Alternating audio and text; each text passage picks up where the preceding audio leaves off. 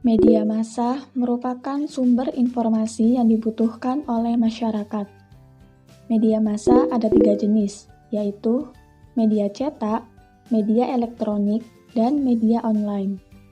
Contoh dari media cetak yaitu koran, majalah, tabloid. Contoh dari media elektronik yaitu televisi, radio. Dan contoh dari media online yaitu website, blog, dan media sosial.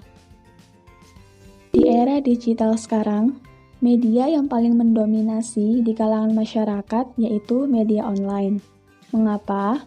Karena semakin majunya teknologi, maka masyarakat akan lebih memilih media yang mudah dijangkau oleh mereka. Media itu sendiri adalah sebagai perantara atau penghubung pesan antara komunikator dan komunikan dalam suatu proses komunikasi. Saat ini, pihak media massa saling berlomba-lomba untuk memberikan informasi atau berita yang sedang hangat diperbincangkan oleh masyarakat atau sedang tren, dan terkadang sampai melupakan kaidah-kaidah atau persyaratan dalam mempublikasikan suatu informasi. Suatu berita layak dipublikasikan jika memenuhi syarat, yaitu harus fakta, objektif, lengkap, dan akurat. Penulisan berita perlu sekali menjunjung tinggi nilai-nilai kebenaran, akurasi, kelengkapan, kepekaan, dan keadilan yang tidak berpihak kepada siapapun. Media massa sekarang seringkali melakukan permainan politik, sehingga memunculkan opini yang mampu mengarahkan atau menggiring pembaca untuk memiliki suatu pemikiran yang baru. Namun, pemikiran baru tersebut itu menyimpang dari fakta sesungguhnya atau keadaan sesungguhnya. Untuk itu, saya akan menjabarkan perbedaan dan ciri-ciri antara opini dan fakta.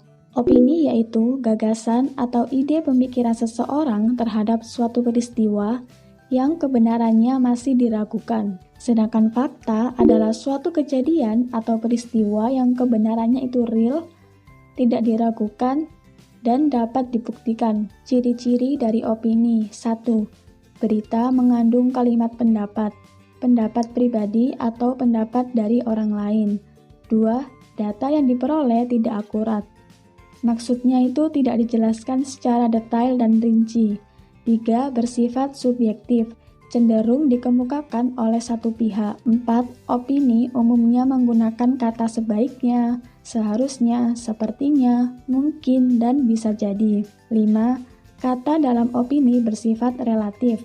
Maksudnya, kata atau frasa itu cenderung bisa berubah, tergantung siapa yang mengucapkannya. Contoh, terdapat kata paling, lebih, agak, sangat, atau tidak mungkin. Ciri-ciri dari fakta. 1. Berita tidak mengandung kalimat pendapat karena berita tersebut memaparkan situasi atau kondisi sebenarnya yang terjadi dalam suatu peristiwa. 2. Data yang diperoleh akurat, seperti tanggal, waktu, dan tempat kejadian peristiwa itu dijelaskan secara detail dan rinci, mengandung 5W dan 1H. 3. Bersifat objektif, maksudnya yaitu bersifat umum dan telah diakui kebenarannya oleh banyak pihak. Contoh kalimat opini. 1.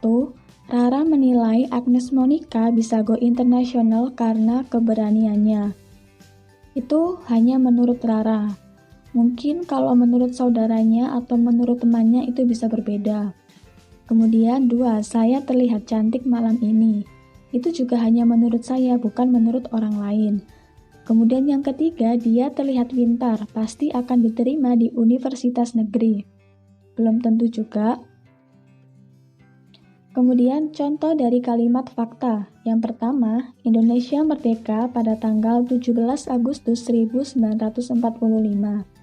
Itu sudah jelas dapat dibuktikan kebenarannya. Kemudian yang kedua, kampus UIN Sunan Ampel Surabaya terletak di kota Surabaya. Itu sudah jelas juga karena Sunan Ampel itu emang ada di Surabaya. Kemudian yang ketiga, negara Indonesia diapit oleh Samudra Hindia dan Samudra Pasifik. itu juga dapat dibuktikan kebenarannya.